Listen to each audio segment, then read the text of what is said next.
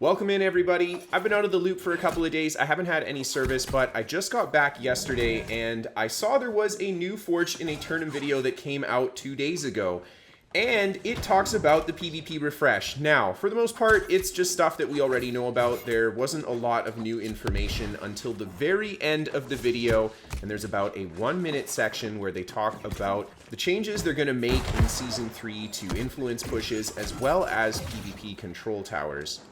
We've got Influence V2 coming out. We'll tell you all a lot more about it a little later on, but for now, the main thing is that Influence races will be kind of like more directed, more scheduled, so much higher density in that Influence race to earn the war deck in a territory, and we're adding control point towers to each territory to fight over. And the goal for those is kind of similar to that new arena map, you know, bring in some more like leveled play, some verticality, some obstacles that can kind of challenge you to come up with a better strategy based on which tower you're fighting over. So it's really cool. We're playtesting it now, and it's a lot of fun. It almost feels like an open world mode, right? Because there's this timed energy, there's a concentrated density of people. You go here, there's objectives.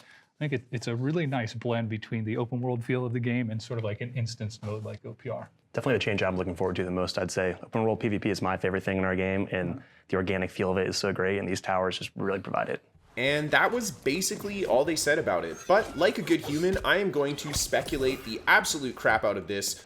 So let's start off with talking about the fact that open world PvP is going to be more beneficial when you push in a certain timed window. From what I understand here, it means that at certain times of the day, you will get significantly more influence for pushing a particular territory at that time. And I'm also assuming that they're going to rotate and it's not going to be all the territories are open to be pushed right now. This means that we should have an open world PvP hotspot going on at most times throughout the day. And that is going to be great just for encouraging people to play open world PvP, especially since you're going to be doing territory pushing stuff and the other factions are going to have incentive to kill you and you're going to have incentive to kill them. It's not going to be players flagging up just to go pick flowers or something like that. Yeah, I think this change is going to be huge for open world PvP. I'm very interested how the dynamic around company pushing will change with this. Are we going to see like large open world brawls similar to what we saw during the time that Great Cleave was such a huge open world attraction? I'm not sure, but this is definitely a step in the right direction to get people into open world PvP and enjoying one of the coolest parts of PvP in this game.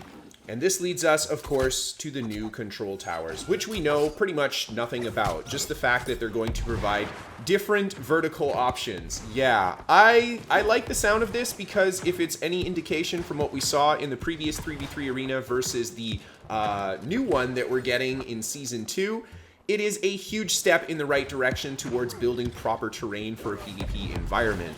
I'm hoping that these towers provide some sort of reward for when you control them. They're called control towers, so I am kind of again assuming that they're going to.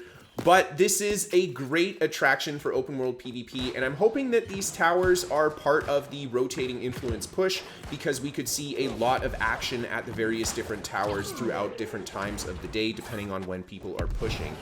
One thing that I'm hoping for with these towers is that approaching the tower doesn't feel like an absolute nightmare if people are camping in there with ranged weapons. That's something that I've noticed a little bit about approaching forts right now. If there's a lot of people on the walls, it's very hard to get in, and even if you get inside, you're just getting blasted with not a lot of cover. So yeah, if the new arena, again, is an indication, hopefully these towers are significantly better designed than the old forts that we have in the game right now.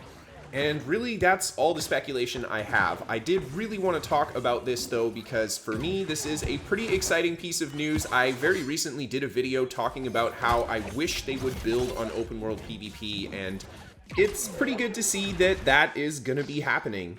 Of course, these changes are not coming until Season 3, which is quite a ways out. We don't even have Season 2 in the game for another month or so yet. So yeah, it'll be some time before we see it. I would love to hear what you guys think, and I also think this is something that us PvP guys should be talking about a lot. Give your feedback, let Amazon know what you do and don't like about these ideas, and what you guys actually want to see in these ideas.